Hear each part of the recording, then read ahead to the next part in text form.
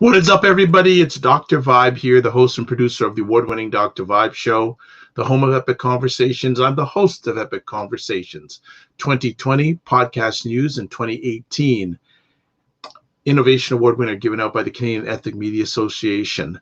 Also, once a month, I host conversations for dads and fathers, the only one in the world that is sponsored by Dove Men Care. I'm thinking too much ahead of me. And also it's co-sponsored by Dad Central, Canada's national fatherhood organization. As always, I like to say you're blessed, highly favored, a magnet for miracles, and a solution for someone's problem. We're broadcasting live here on February 21st, 2021. Got the chill in the air in Toronto and a little bit of snow over the last few weeks. And before we go any further, we just like to send our prayers and best wishes out to the people in the state of Texas. They've had a very challenging week. And we send our well wishes and best wishes and our blessings to those in the state of Texas. And we know you're going to overcome the weather tragedy. Let's get to it. Today, Sunday afternoon, most Sunday afternoons, I host an epic conversation called Black Canada Talking. And it's a live online event that provides Black Canadians the opportunity to give their takes and POVs on stories that have importance to them. And we're very blessed and highly favored today to have Mr. Leonard Paris with us. A little background on Mr. Paris. After growing up in rural Nova Scotia, Mr. Paris spent 47 years in law enforcement. Looks like he just spent 47 days. When you see him, he's only spent like 47 days. He's just playing us, during which he often had to help people who were victimized, harassed, and treated unfairly because of their race, ethnicity, gender, or sexual orientation. This experience led him to take several courses at the University of Toronto on equity issues, diversity, inclusion, and race relations. Now retired, and he looks like he can go for another 47 years. He now lives in Mississauga, Ontario, where he enjoys photography and being out in nature. Jim Crow also lived here is his first book. And let's talk about this book. Many people believe that racism and discrimination against those of African descent was primarily an American experience. However, this book dispels that myth by recounting Mr. Paris's first 18 years from 1948 to 1966, growing up as a Black youth in rural Nova Scotia, Canada, a province which at that time had about 36% of Canada's Black population. Structural racism, community isolation, and generational poverty affected every aspect of his life, creating challenges and misery for him, his family, and the entire Black community, an experience that continues to affect him emotionally many decades later. While not as extreme as it was during his formative years, racism still affects and continues in the present. He wrote, Jim Crow also lived here in part to create awareness of this problem and also to inspire change. Let's welcome from the first time and not hopefully the last time, Mr. Leonard Paris to the Black Canadian Talking stage. Mr. Paris, how are you today? Dr. Vibe, thank you very much for that great introduction. I am well today. Black History Month has been fantastic this year. Been very busy. I know you've been extremely busy, and thank you very much for inviting me onto your show. It's an honor and a pleasure. And before we go any further, I got to give a shout out to Donna Paris, who, if it was not for her passion for Black history and sharing of elders in our Black community, I would not know who you are, you would not know who I am, and we would not be here present today. So I just want to give acknowledgement to Ms. Donna Paris. Today, Mr. Paris, oh, you two aren't related, are you? I just like to ask that. It just came to my mind. Yes, we are. Okay. Donna's grandfather. Yes. And my grandmother. Yes. Are brothers and sisters. Oh my goodness. They were born in a little area, a little harbor area in Nova Scotia called Sheet Harbor. And there was a family of, well, I'm trying to visualize the picture right now. I think there was 8 of them, 4 boys, 4 girls. Excuse me, Donna, I'm off a little bit on that number. But, You're forgiven. You're forgiven. It's okay. I got you back. But they grew up in Nova Scotia, and I was fortunate. I was able to do not only the book, but I was also able to do my family tree and my ancestry with my DNA ancestry and my family tree, and I was able to trace my family back to 1755 to John Paris. How wonderful! Yes, how wonderful. I was going to go one way with the conversation, but let's go here for just a moment. How important would you say it is for us as Black Canadians to do the exercise you just did? I think it's extremely important. It's satisfying, it's enlightening, and it's something that you can pass on to others. I think that's one downfall we might have had as a Black population, as a Black community. We did not pass on our stories as much as we should have.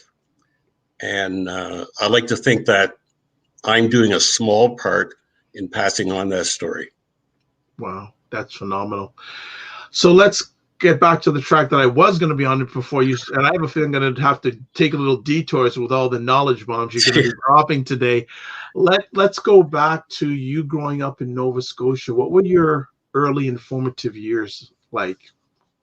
Well, I was born in Truro, Nova Scotia, which is about I'll use miles instead of kilometers, being my age. I'm still stuck in miles. It's your show today. I'm just steering the ship. Even though I can easily convert. There you go. It's about 60 miles, about 100 kilometers east of Halifax, Truro, Nova Scotia. And I lived there until I was 6 years of age. And then my dad was originally from New Glasgow. My mom was from Truro, New Glasgow, Nova Scotia. And at 6 years of age, we moved to New Glasgow. There was somewhat more work in New Glasgow because it had a steel mill and some other opportunities in terms of work. So, and some of my earliest memories was, and I wrote about it in the book, and it stuck with me all these years. I remember being about 6 years of age in Truro before I left New Glasgow, and it was Remembrance Day service. And we're at the local park where they quite often will have monuments and, have the Remembrance Day service and the wreath laying and stuff.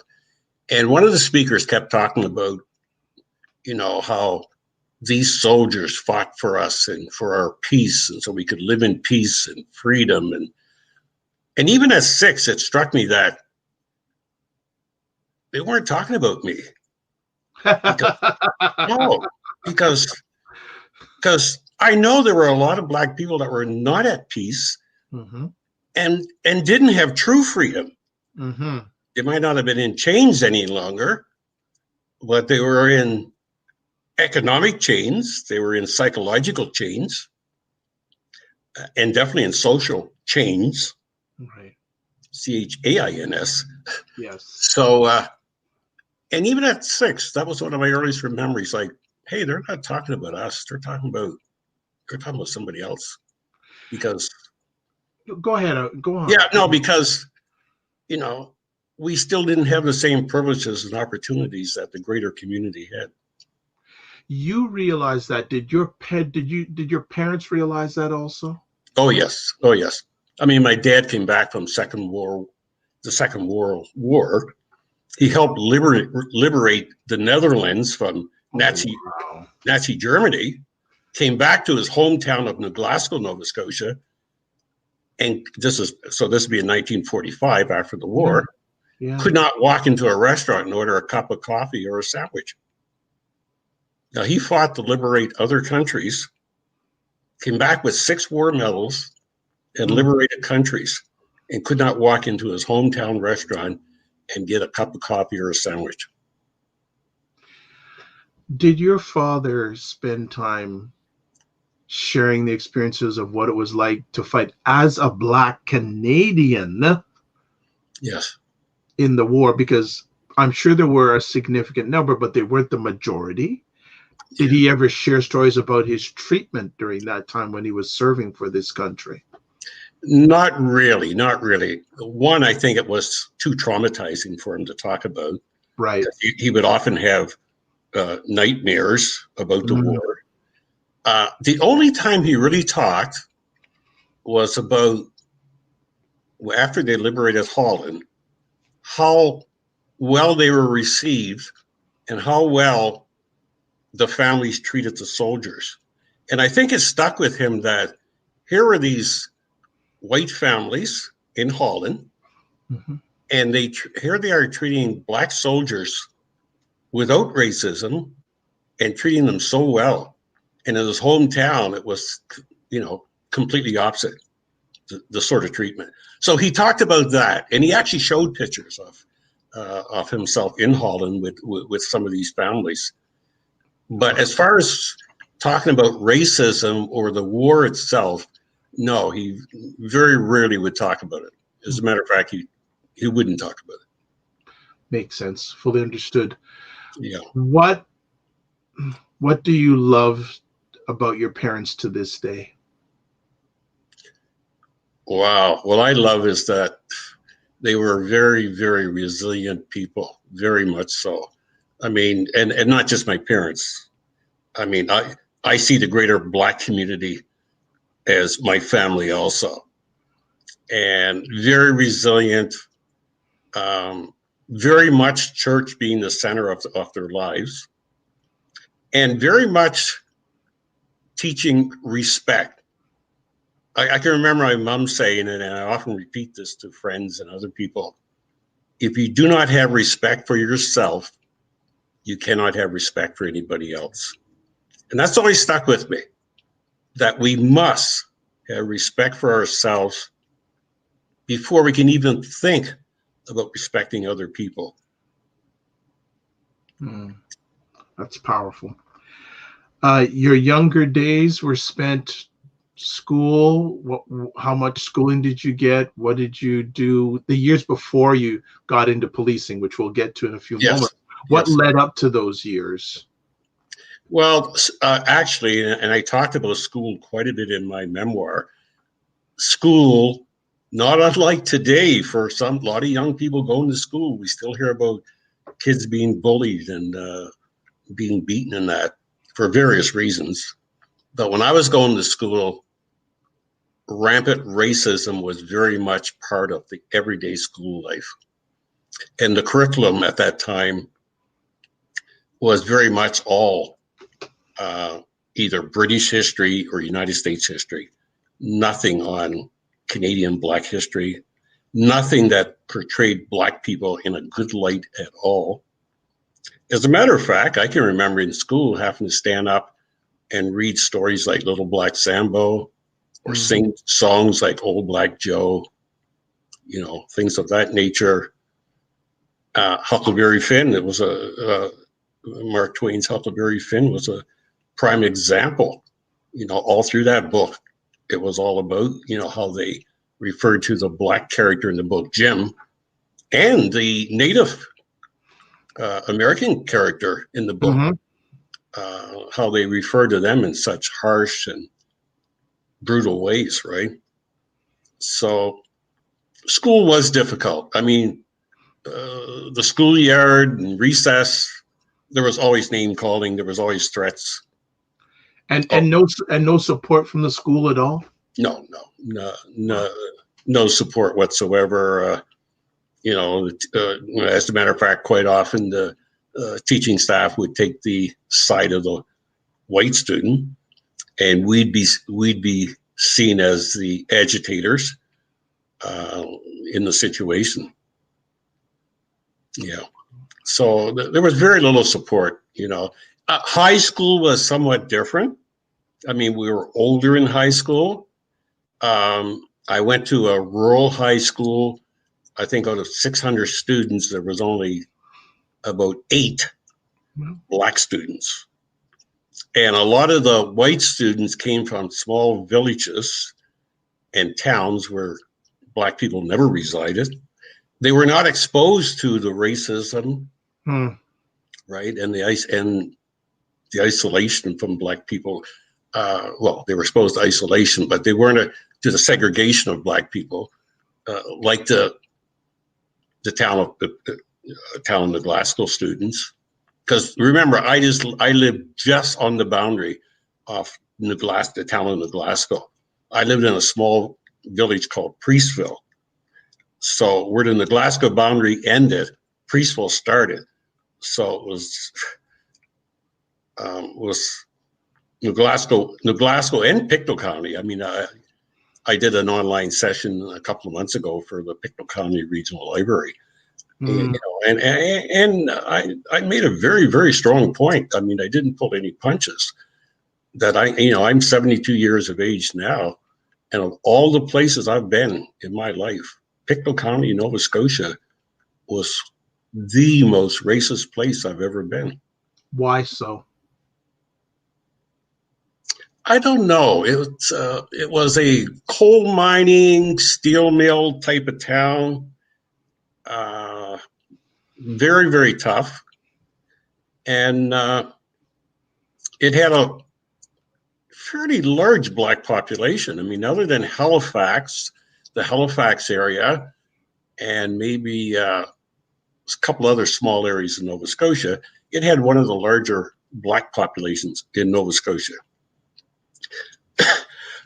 So I think that the threat of black people living near them, the threat of black people maybe buying land or even displacing them in their job was part of the rampant racism. How did you and your family manage to overcome these circumstances? Well, it's typical in Nova Scotia that a lot of people moved out of the province. A lot of black people moved to Ontario. At one time, a lot of them moved to the Montreal area and Ontario area. The other way of coping, I talked about that quite a bit in the book. Actually, I devoted a whole chapter to it, was our church, the black church. And I say the black church because we could not go to the white church. We had our own black church. It was called the Second United Baptist Church. Unlike the First United Baptist Church, which was white. We were the Second United Baptist Church. So who built the second church? That was actually started by a gentleman named Reverend William White. And he had a long history in the military. He became a minister in an early 1900. He actually built that church in Glasgow, the Second United Baptist Church, Reverend White. And he was the pastor there for years. But as I was growing up, it was Reverend Donald Thomas. Okay. He was the pastor there from 1949 till I think it was 1985, somewhere in that era. Okay. But white churches did not want you. Huh. I mean, they didn't. They did not want you. That's crazy. That's crazy. So let's move ahead a little bit. What inspired you to get involved in law enforcement? With the environment that you were in, what inspired you? Well, first off, I knew I had to move out of Nova Scotia. And to try to get a job, even in law enforcement or firefighting or anything like that in Nova Scotia, that was out of the question in the 1960s. There were no black policemen. There were no black firefighters. There were no good jobs for black people in the 1960s in Nova Scotia. I mean, there might have been the odd exception. You know, somebody's a minister, maybe a teacher teaching at a black school or predominantly with black students. But other than that, there was no real good jobs for black people. So I knew I had to leave Nova Scotia. That was a given. I was always involved with cadets and the military militia, the Army cadets and the military militia. So I always knew that going into the military was an option for me because I had at least 3 or 4 years of quasi-military training. But I started thinking about the RCMP actually before the military, and I made some inquiries, and I was misled. I was told you had to be 5'10", and well, obviously single. Well, I was single at the time, obviously. You had to be 5'10", single, and you know there were some other requirements. Sure. I was 5'8" at the time, so I kind of abandoned the idea of going into the RCMP. I learned years later, many years later, that the qualifications actually called for you to be 5'8" in height. And I did some research, and I was writing the book, that there was a long history, I mean, a very long history in the RCMP, the Royal Canadian Mounted Police, of finding ways to reject black applicants, finding ways to reject them in their application. As a matter of fact, at one point, I think it was in the 1950s, early 1960s, a directive actually came down from Ottawa from the commissioner of the RCMP. It's like, we have to accept these applications, but make sure they're not accepted. We have to accept the application, make sure they're not accepted into the RCMP. Right. And so my default position was the military, which I didn't think I would have a trouble getting into at all, because I was a cadet leader instructor at one point, and again I was active in the military reserve. So I decided to join. Well, I had the choice. I'm going to join the Army, Navy, or Air Force. So I decided, well, maybe the easiest service would be the Air Force.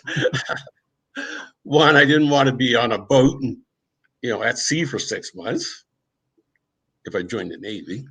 Secondly, I didn't want to actually be a soldier in terms of, it's very, very hard. We have to give honor to them, but it's a very hard and difficult life being a military soldier or infantryman. So I decided on the Air Force, and that's what in May of 1966, I joined the RCAF, Royal Canadian Air Force, and I spent 12 and a half years in the military before getting out. And I was awarded the Canadian Declaration for Meritorious Service in the military. And then after that, I went with the University of Toronto Campus Police Services, and I worked there for 35 years as a campus police officer. Oh, and then the RCF, I was military police. Wow, that's a long stretch, my man. Wow, 30. Whew. Yeah. When you went in to apply, did you have positive expectation? Did you receive any pushback when you applied to be an officer? We talk about the military? Yes. No, because by 1966, black black men, predominantly men, pretty well all men, were routinely serving in the military. I mean, they weren't allowed to serve in fighting and non-segregated regiments till 1942. But I mean, there were black people in the military before 1942, right? But they were in segregated and non-combat units. But in 1942, when they needed more and more people on the front lines, obviously, they started to recruit black people. So there was, 20 some years of having black people in the military by the time I applied. Wow. So they were more than glad to have you apply, especially if you had military reserve or Army cadet previous training. Yeah. So no, I didn't receive any sort of a setback there at all. Serving in the military, any lessons learned that you still remember, or any events that you still carry on with you today? Well, one lesson I learned was you have to very quickly, at the onset, you have to set up a boundary as to what you will accept and what you will not accept. Because if you go into any organization, and that applies today, not just 1966. If you go into any organization and if people think that they can be racist towards you or to you personally, I mean, there's always going to be racism behind your back. That's always going to happen. But to your face, you have to set a very clear boundary that, no, that's not going to be accepted. And you have to be willing to enforce that boundary. And I did that, and it made life a little easier. And I talked to my brother who had spent almost 35 years in the Canadian Army. He was actually in the Airborne Regiment at one time. And he said the same thing. You got to be very clear that, what happens behind your back and out of your hearing, out of your sight, that you have no control over that. But what happens in your presence, whether it's directed at you or other black people, you do have some say in that. So that's one of the things I took away. The other thing I took away was, in a lot of ways, racism is a learned behavior.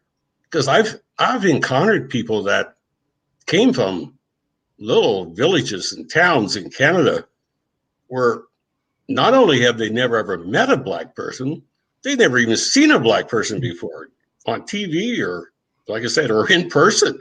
So I just want to interrupt. I want my producer to put the question. So Sylvia Paris has a question for you. I hope you know wonderful Sylvia Paris. Yes. She has. Yes, we've communicated several times, Sylvia and I. Yes, she has a question for you. Do you have any advice for young black youth who want to go into policy services or policing? Probably policing. I think that's policing services. Yes. Any advice? Wow. I guess the best advice is, well, any black person, my first advice is, regardless of what you go into, is get a good education. Number one, because if you don't get a good foundation and a good education, whether it's policing, the military, no matter what, you're not going to do as well. So if you have a good foundation, I mean, when I joined, it was you required high school, right? But today you need more than high school today. Today, if you got a good, there's community colleges that offer police foundation training. There's community colleges that will offer training in preparing you to go into policing. I would suggest you take some of those courses. I would suggest that, you learn about policing. The other big thing I would do, and I've often required people that I had to hire into policing, because I did a lot of hiring of young people, is do community service. Work with communities. Doesn't have to be just the black community. It can be communities of people with disabilities. It can be the indigenous community. It can be working with young people, whatever. But do some community service. Okay, volunteer, do community service, learn about policing, get a good education, and try to get some training or some background on what it's like to be in policing. That would be one of my advices. I know there's a lot in that package, but it's required. Sometimes it's important to package things together. Sometimes one answer is not the answer. Exactly. Fully agree on that. Our time's going to start going by really fast, so let's get to it here. What was it like the day you retired from the force? Oh, the day I retired, wow. Well, first off, I had known for 2 years I was going to retire because, they'd offered me a package, right, which companies often do. Yeah. I was in a senior position by that time, and quite often they'll try to buy out senior people as a budget saving. So I knew I was going to retire. But unfortunately, what I didn't know was I was going to get quite ill 3 months before my scheduled retirement date. And I spent 2 months in hospital in ICU and 3 weeks on a respirator. Wow. So I went actually from being sick and being hospitalized right into my scheduled retirement. Oh. Right. So, yeah. So what was it like? I'll be honest. I still miss the military, and I still miss working at the University of Toronto. Wow. Yeah, I still often think about it, and I still miss it. I mean, it was 47 years of my life. That's over half of my life. Yeah. Well, let's get to the book. Jim Crow also lived here. Give us the background. How did that vision start? Where did it come from? Well, I mean, I've always been haunted by growing up, and I think most people will agree that when you start reflecting on your life, quite often your early years, your formative years, are some of the first things that pop up. Your teenage years. They're, in a lot of ways, they're the things that really shape you. That age between high school and your teenage years, for sure. So what kept creeping back to me was not just the racism, but poverty also, which we haven't talked a lot about, but generational poverty and the racism kept coming back into my mind. And there's nights I would lie awake and I would think about it. And, 3 or 4 in the morning, we've all had those nights. At 3 in the morning, you can't go to sleep. Your mind is twirling around from one thing to another. So I started writing down notes about it, about my memories. And I had no intention of writing a book or a memoir, none whatsoever. I just thought, well, maybe I can get to sleep if I start jotting down some of these thoughts that keep coming back to me. And after I had about 2 notebooks full of these thoughts, these memories, it was only then I decided to write a book. 2 notebooks. Yes. Oh my goodness. That's a lot of notebooks. Yes. Yes. Oh, so, okay, you have these 2. So, and you said you decided you wanted to write a book. What did you do next? Because you have all this content. Yes. Yeah. What did you do? Well, I mean, I know that writing, any sort of writing, whether it's fiction or nonfiction, that research is important. So I had already done my family tree. By the way, just to clarify, I had already done my family tree going back to 1755. And I'd already done my ancestry DNA before I started to write the book. So I was already invested in my heritage and my background. So I thought the book would be a way of, if you will, it would be a legacy to leave. And it would also be a way that other people, particularly Black people, Asian people, Indigenous people, who often suffered the same hardships and struggles that we have as a Black community. Right. I thought it'd be a way that it could resonate with them also. The other thing that I really wanted to get out as a message, it was that Canada, yes, we heard a lot about the Underground Railroad and Black people coming to freedom in Canada and that. We heard a lot about that. A lot of people have not heard about Black people being enslaved in Canada. Legal slavery existed in Canada for 205 years. From 1628 to the mid-1800s, legal slavery existed in Canada. So a lot of people don't realize that. And they don't realize about the discrimination and the segregation, isolation. And did we have codified Jim Crow laws? Partly. So but what we did have... Mike, I just want to interrupt you there. Yeah. Our audience may not know what Jim Crow laws are.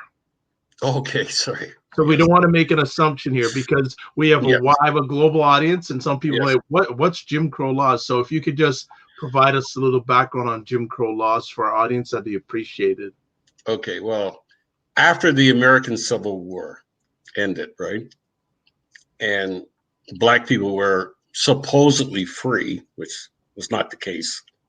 They were still basically working in servitude, right?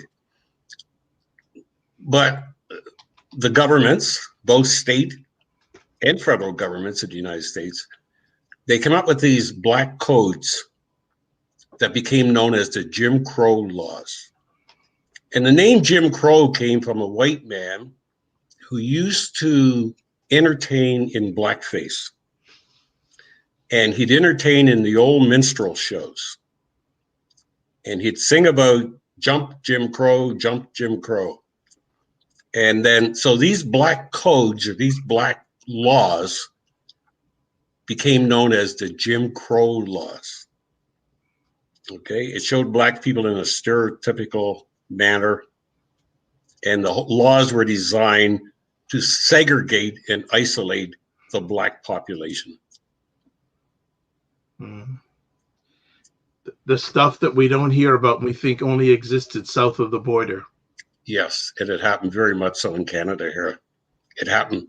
There were laws in Montreal. There was laws in Ontario. There were laws in Eastern Canada that prohibited Black people from using certain services and facilities and opportunities that afforded to the rest of the population. Did the research, the notes you had for the book? Yes. Did you use any other content on top of what you had written in those two large volumes? Did you go out to anybody, or did you basically use it from your own recollection and the stories and what had been shared with you over the time? Yeah, well, my memoir was mostly my own recollection. Right. As a matter of fact, I said in the introduction to the memoir that it's not a historical perspective. I mean, I could probably name you dozens and dozens of books by scholars and academics that talking about Black history in Canada, Black history on the East Coast. One of the better books, one of the really good books, is one by Dr. Daniel Hill, which is Lawrence Hill's dad. And it was called Early Black Settlers in Canada. And it was called Freedom Seekers. Yep. Subtitle Early Black Settlers in Canada.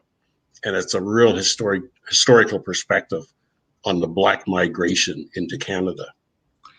I think this is a good segue. If you could do a reading for us right now from your book, I'd really appreciate it, and I know our audience would appreciate it also.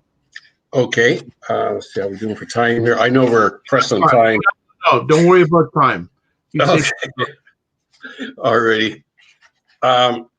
Well, I'm just going to do a short reading. It's only about 3 pages from chapter 6 of the book, and it's called Few Black Heroes. And the quote I had at the start of that chapter was, "A man who views the world the same at 50 as he did at 20 has wasted 30 years of his life." And that was by Muhammad Ali. Yes. Growing up as a Black person in the 1950s and 1960s meant that most of the heroes we were exposed to on radio and television were white. I often think of the old Western movies where the good guys wore white hats and the bad guys wore black hats. In that era, the Lone Ranger was all dressed in white, and even his horse was white. Santa Claus was portrayed as a large white man with a long white beard. His elves were all white, as was Mrs. Claus. The Easter Bunny was white, and so was Frosty the Snowman. Good witches always wore white and wore brilliant white robes and dresses. Snow White was certainly white, as was the fairy godmother. Even Tarzan and Jane, who lived in the jungles of Africa, were white. They often protected the animals and had the ability to communicate with them. Black people, who were indigenous to Africa, were portrayed as servants and helpers to Tarzan and Jane. The Black Africans in the Tarzan movies were portrayed as not having the skills, bravery, and knowledge of Tarzan and Jane. Medieval shows at the time depicted the white knight as having pure, brave, and honest intentions, while the Black Knight was characterized as the villain and devoid of any good values. Doctors and nurses wore white and were symbols of healing and caring. It appeared at the time that white was the standard by which goodness, truth, and honor were measured by. There was little television or proper cultural role models by which a Black child or teenager could identify with. When a young Black girl was able to get a Black doll, it was often marketed as a Topsy doll or a Pickaninny doll. Black boys were relegated to play with a white G.I. Joe or pretending to be a white TV cowboy. It was not until the U.S. civil rights movement that exploded in the middle 1960s that Black people in Nova Scotia now had a few Black heroes who praise and use as role models. Most of the Black role models were in the United States. Heroes such as Martin Luther King Jr., Jesse Jackson, Rosa Parks, Muhammad Ali, James Baldwin, Jackie Robinson, Millie Mays, Hank Aaron, who by the way just passed, and all the Motown music artists raised the profile and courage of Black people in Canada and in the USA.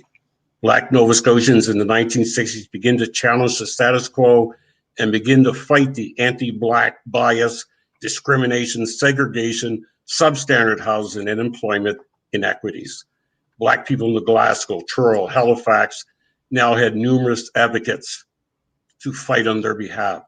People like Dr. Carrie Bess and Reverend Donald Thomas were two New Glasgow community leaders who led the way to end racial injustices. In fact, Dr. Carrie Bess had been fighting on behalf of Black Nova Scotians since the 1940s and 1950s. Dr. Carrie Bess had been an advocate and supporter of a Black businesswoman from Halifax, Viola Desmond, who was arrested, jailed, and charged with an obscure tax offense for sitting in and refusing to leave the segregated whites-only section of the Roseland Theatre in New Glasgow in 1946. This practice of keeping the Black moviegoers in the segregated upstairs balcony section of the theater lasted for many years and well into the 1960s. Wow. I was in that there.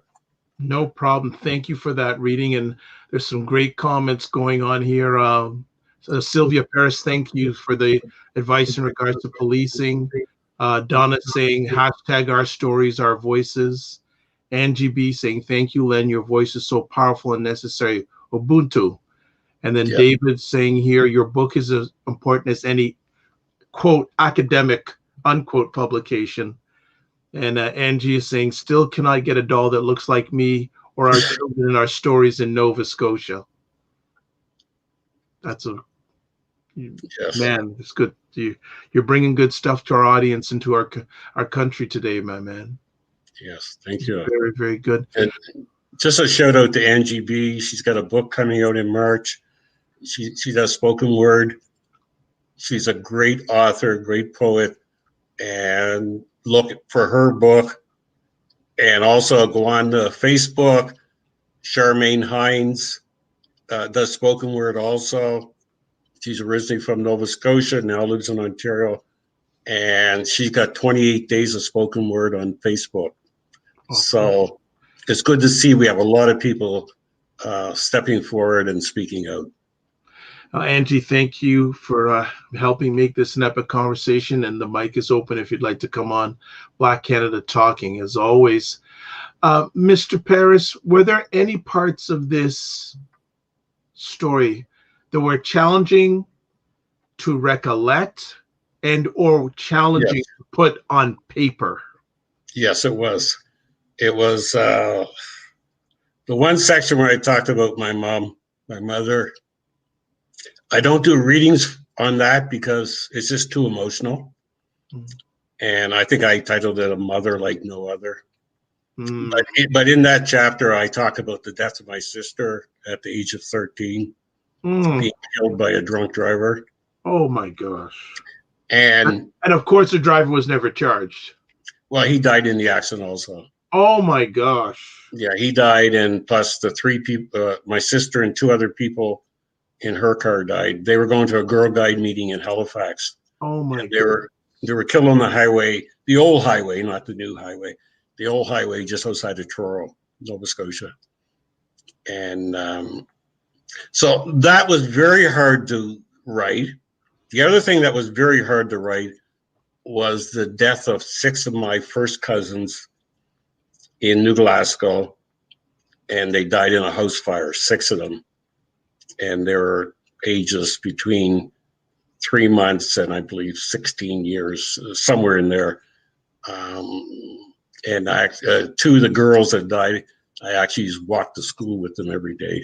My goodness. So things like that, those sort of family tragedies, very, very hard to put on paper, very hard, and very emotional to go back and think about. In your book, are there any mentions about some of the challenges that you dealt with being a police officer? I didn't go into that too much because the book mostly dealt with my first 18 years. Okay. So once I joined the Air Force, and I talked a little bit about basic training, boot camp, if you will. Yeah. And meeting some, at that time, Canada was training some men from from Africa, Tanzania. They were training them in the basic boot camp. Right. And I got to meet them, and I talked a little bit about that. But other than that, I didn't really go into military policing or working for the University of Toronto. That may very well be my next book. I'm not sure. Well, we're ready for it. We're ready for it. Okay. What makes Scotians so special? And they are, believe me, they are. What makes them? They've been tempered like steel. Oh, yeah. They've been tempered like steel. They've gone through well over 300 years of isolation, segregation, discrimination. And today, I can point to hundreds of Nova Scotians that are well educated, that they have done well for themselves.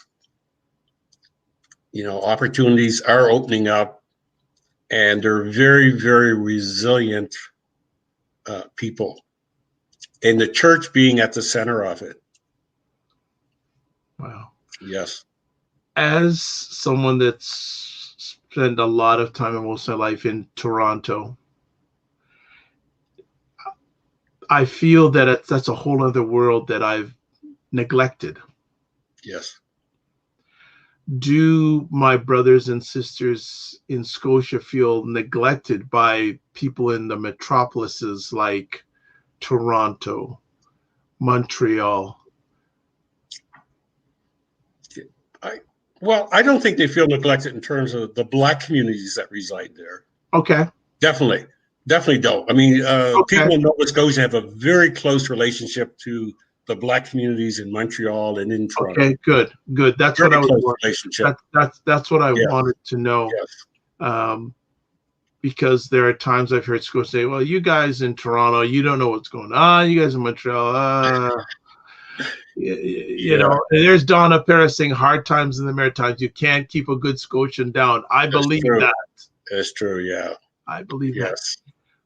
Your memoir. How long did it take? And were there any moments? You already mentioned some times where you felt it was very difficult to share. Yes. Did you ever feel like saying, "I can't do this"? No, I never did. If you know me, you'll know that when I make up my mind to do something, it's made up. Yes, Scotian. And it's very little is going to deter me from that course. So I never said it. I've never once. I often thought it should be longer, and I would like to have been a Barack Obama and write 750 pages with volume two still to come. Okay. But no, it didn't deter me at all.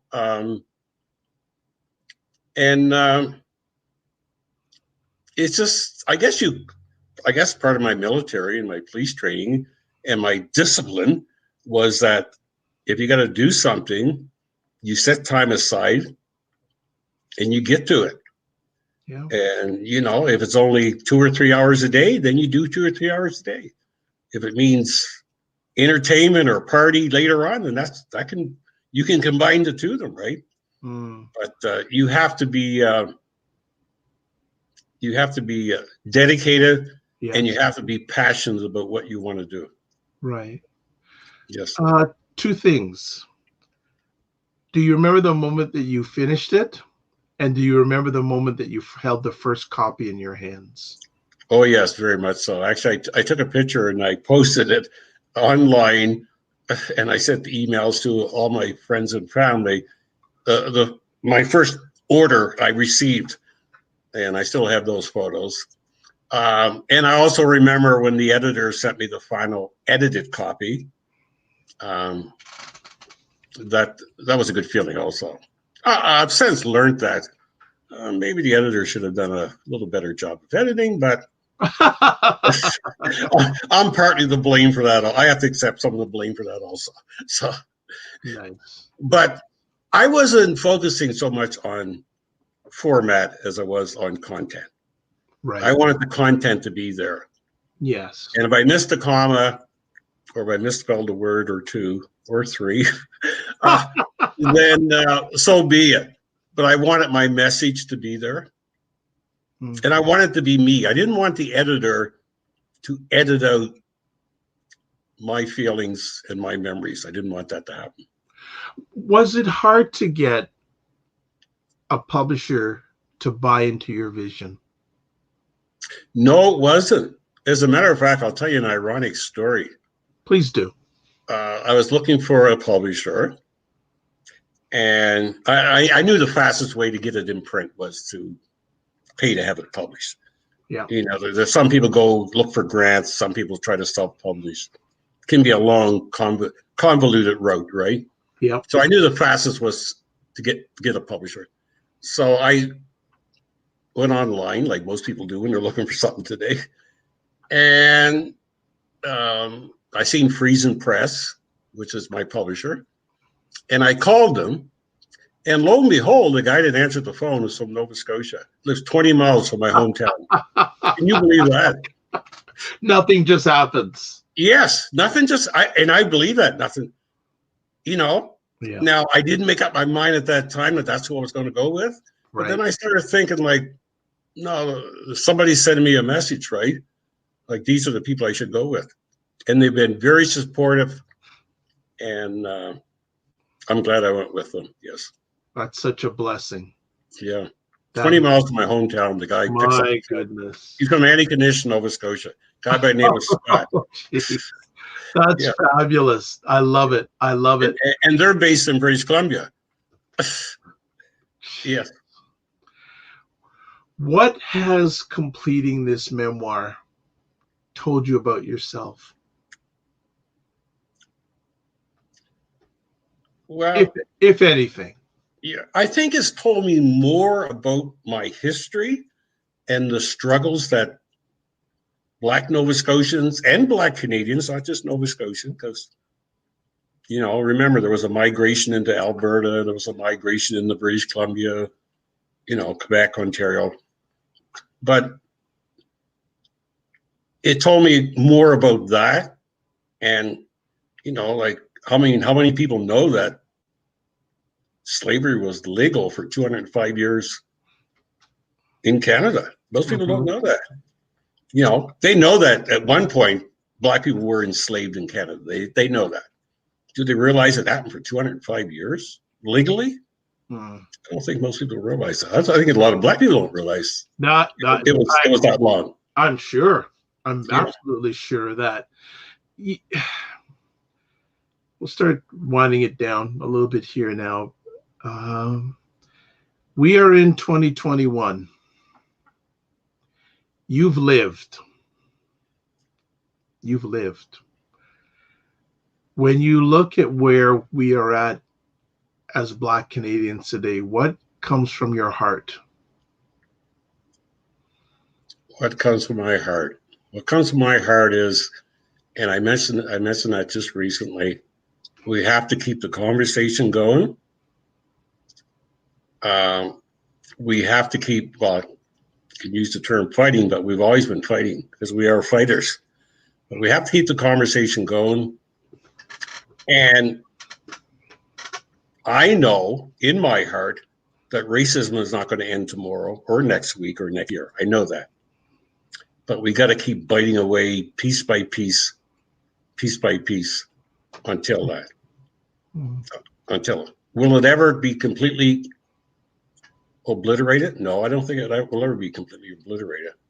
But we got to keep biting away piece by piece until we lessen it. Do you have hope? Oh, I have hope. And my hope is in the young people. That's where my hope is. My hope is in the young people. So here's an interesting contrast. Compare the young Len with the young people of today. Yes. I think a lot of young people today, and some of them have contacted me since my memoir came out, my story still resonates with a lot of young people today. Maybe not some of the harshness, but definitely some of the racism and some of the isolation still resonates with them today. How does it make you feel when a young Black person from this country reaches out to you? Oh, I love that. I mean, that's one of the reasons why I wrote the book. It was so that it would give Black youth a history, not just a historical perspective, but a personal perspective on what it was like growing up in the 1950s and 1960s.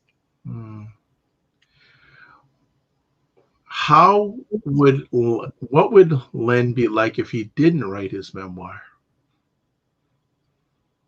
I'd probably be still having some of those nighttime awakenings at 3 a.m. in the morning. You don't have them anymore, I hope? No, oh, I'm serious. Yes. I seen this memoir. Yes. I mean, fortunately, I've never had to go to therapy, and there's nothing wrong with going to therapy. And I encourage people that feel they should see a therapist, definitely go. But what it's done for me, it's like writing a letter to yourself. Come on now. Come on. As my friend Nicole would say, come on, Len, talk it now. Come on. Preach, Len. Talk to that. Because a lot of people need to hear that. So please, if you can expand on that, please. Yeah, you have to tell your story. I mean, we all have a story. I don't care if you come out of sexual abuse, racism, homophobia, whatever. We all have a story. And by telling that story, I think it helps you to heal. I really believe that. It's helped me to heal. And I know it's helped other people to heal. People in my family and other people, it's helped them to heal.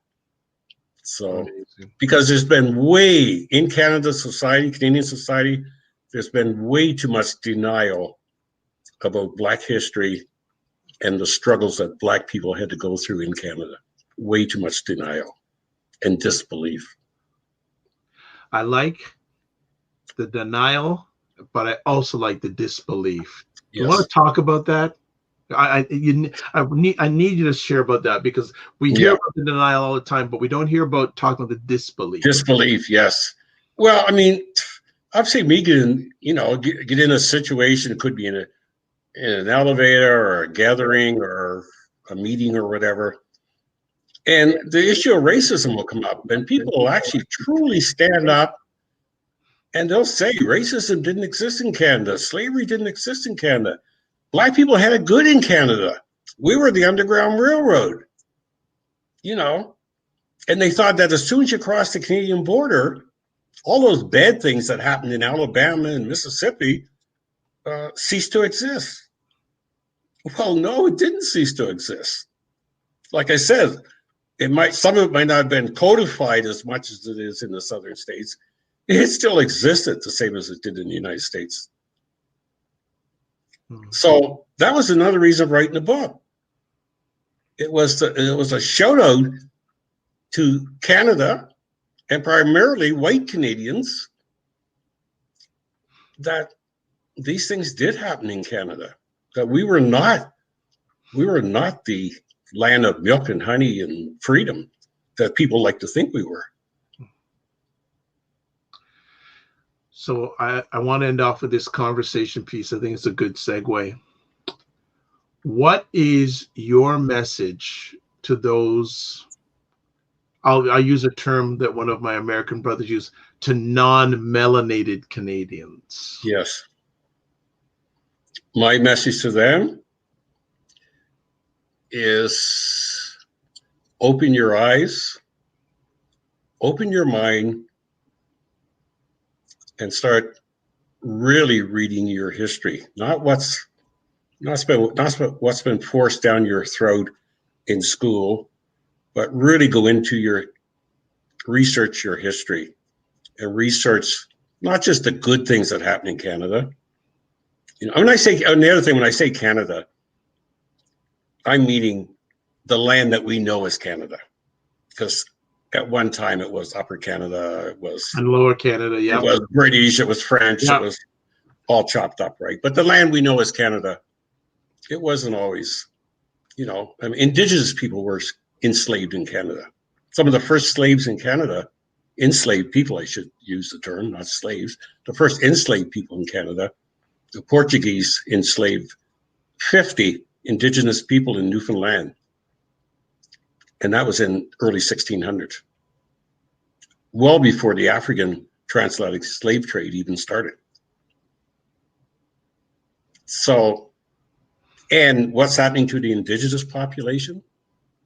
All you have to do is pick up a newspaper any day of the week, and you can see it in the paper, what's happening, and how hundreds of years later, they're still trying to fight just to survive. Then, as we close, as Elise Hart is, without Black history, Canadian history is incomplete. Very true. Yes. Very true. Yes. And we'll end off our conversation. What is your message to Black Canadians? Black Canadians. Well, I would suggest look at your family tree. Go back as far as you can. Look at, if you want, you don't have to. A lot of people don't like submitting their DNA, but look at your ancestry. I was able to trace mine through Ancestry DNA back to Nigeria and Cameroon. So obviously I got relatives back there even today. And research your Black history, and research it. The other thing is, it's not just important to talk about it, it's important to do something about it. We've been talking far too long. It's time to start doing. This has been beautiful. Mr. Paris, I appreciate you. Thank you, Dr. Vibe. Wonderful conversation. Our producer, just if you're watching this live on replay, is just flash the contact information if you want to get in contact with him. If our producer can do that again, well, I just give some shout outs here. I'd like to thank Donna, Sylvia, Aretha. Also like to thank David, Angie, Nicole, and others who watch this live, watch us on a replay, listen to it live, or listen to it on a replay. Wonderful book, wonderful conversation. Again, a big thanks to Donna for bringing this warrior to my attention. I am better because of it, and I hope and pray that everyone who's listening or watching this is better because of it. And do, if you can, pick up the book. Olivia Fung is saying, yes, time to start doing. I'm Dr. Vibe, host and producer of the award-winning Dr. Vibe Show, the home of Epic Conversations. I'm the host of Epic Conversations, 2020 Podcast News, and 2018 Innovation Award winner given out by the Canadian Ethnic Media Association. Also, once a month, I host the only online conversation in the world for dads and fathers that is sponsored by Dove Men Care. It's also co-sponsored by Dad Central Canada's National Fatherhood Organization. Always close out. Before I close out, keep a follow on Dr. Vibe. He has at least another new conversation starting within the next 2 weeks. Not going to say what it is. There's one or two people on here that know what it's going to be about, but another new conversation starting off with the Dr. Vibe Show. And it was an idea I had for a long period of time, and the last few weeks I've been told by a higher source and higher power, it's time to do. Don't get good, get done, as I like to say. Closing off with this, thanks again for everybody. Live your life as a dream. If you can dream it, you can make it. Sometimes you have to get smaller to get stronger. Block assumptions, then aim bigger, aim better, aim higher, aim wider. Thank you to BIA Media for another epic production. Love, faith, and respect, and remember to give yourselves grace.